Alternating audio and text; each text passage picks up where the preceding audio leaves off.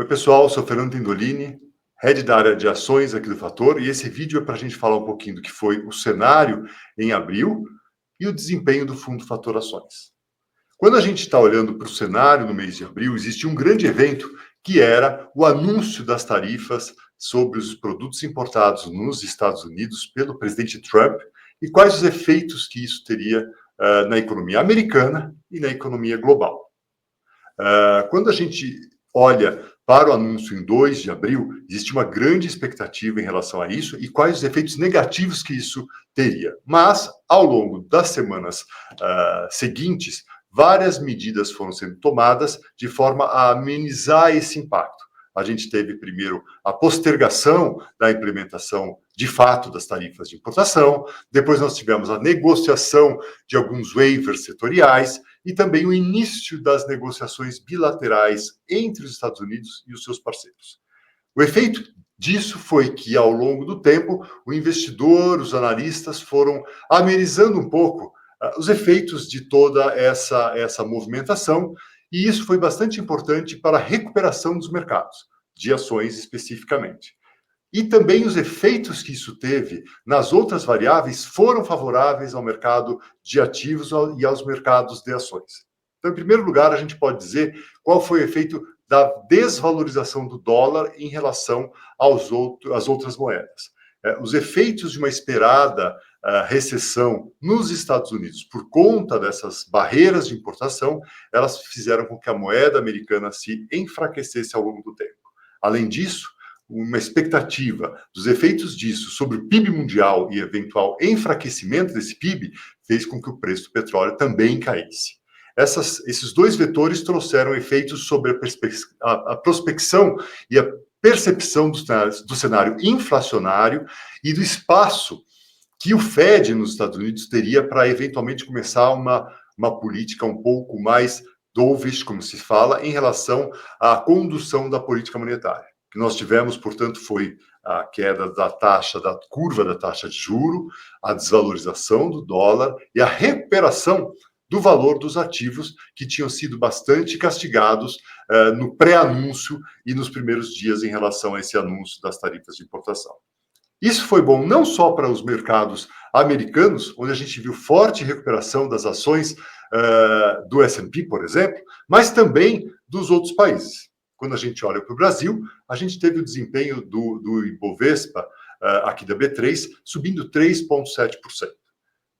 Nós tivemos aqui também os efeitos disso, com a valorização do real, uma percepção de um cenário de inflação mais ameno e, portanto, espaço para o Banco Central brasileiro começar a cortar juro em algum momento. Algumas casas um pouco até mais otimistas, já enxergando esse início de corte de juro agora em 2025.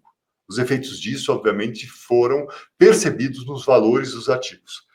Quando a gente olha aqui para a nossa carteira de ações, a gente está falando de um efeito bastante positivo nas nossas posições de bancos, que são fortes e grandes para a carteira do fundo, mas também nas outras empresas e principalmente nos setores que estavam bastante debilitados em função daquele cenário de alta taxa de juro, principalmente que nós aqui ainda estávamos numa curva ascendente de correção pelo Copom, e também pela percepção de atividade que nós teríamos adiante. Eu acho que é importante, quando a gente fala também aqui, alguns efeitos, como, por exemplo, a extensão, o aumento das faixas de Minha Casa Minha Vida, a gente tem a questão e a discussão do aumento das faixas de isenção de imposto de renda, são questões que trazem uma melhor perspectiva para a atividade econômica interna.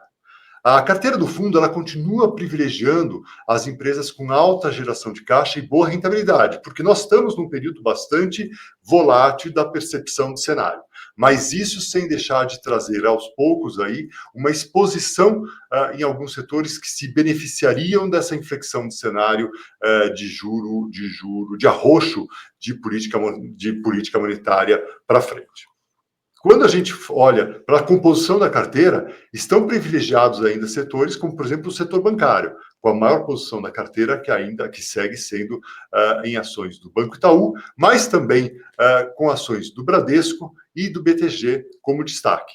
Quando a gente olha para o segundo setor importante da carteira, nós estamos aí com o setor de utilidades públicas, com empresas geradoras de caixa do setor elétrico e com alta promessa de pagamento de dividendos, que neste momento tem sido um ponto bastante sensível ao apetite do investidor.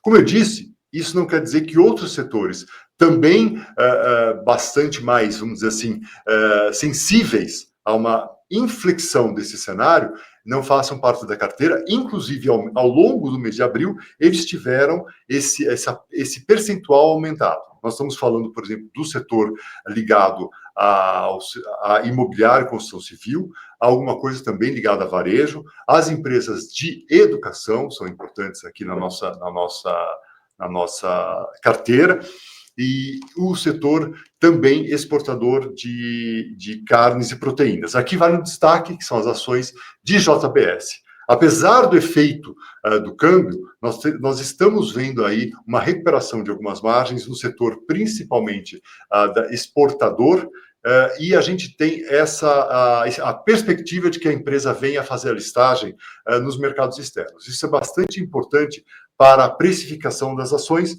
que poderiam galgar múltiplos mais altos de precificação em relação às suas pares nos mercados externos. Então, nós tivemos, apesar da desvalorização aí do dólar em relação ao real, um bom desempenho também dessas ações na nossa carteira.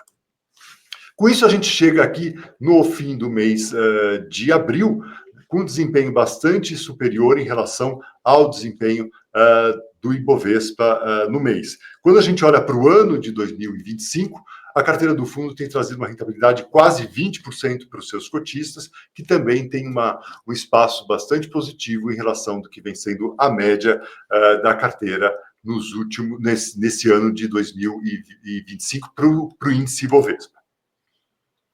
Bom, pessoal, acho que para o mês de abril era isso. Espero que tenham gostado e nos vemos no mês que vem. Um abraço a todos.